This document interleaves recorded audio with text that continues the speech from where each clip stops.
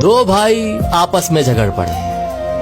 साथ ही उनके पापा खड़े सब देख रहे थे और जोर जोर से हंसते चले जा रहे थे। अब झगड़ा किस बात पर हो रहा था? 4 बेडरूम के मकान को लेकर प्रॉपर्टी का मसला था। बाप को हंसता देखकर दोनों भाइयों से रहा नहीं गया और बोले, पापा आपको क्या हुआ?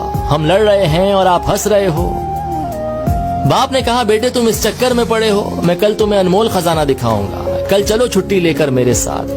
दोनों भाइयों ने छुट्टी ली और सुबह सुबह तीनों निकल पड़े। एक बस में चढ़े तो 2 ही सीट खाली थी। अब जाने वाले 3 थे, 10 घंटे का रास्ता था।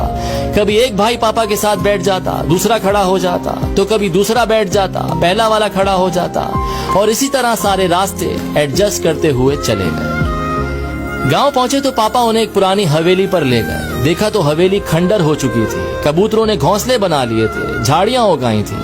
ये देखकर पापा इमोशनल हो गए, रोते चले जा रहे थे और उनसे कहते चले जा रहे थे कि देख रहे हो हवेली, इस हवेली में तुम्हारा बचपन बीता है। इस हवेली के लिए मैंने अपने बड़े भाई से लड़ाई लड़ी, एक दूसरे को मरने मारने पर उतर आए थे, जैसे कल तुम लड़ रहे थे।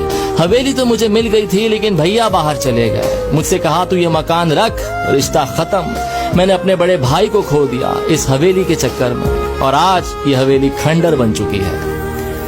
तुम दोनों इसी तरह लड़ते रहे तो मकान तो खंडर हो जाएगा, लेकिन रिश्ते हमेशा के लिए खत्म हो जाएंगे।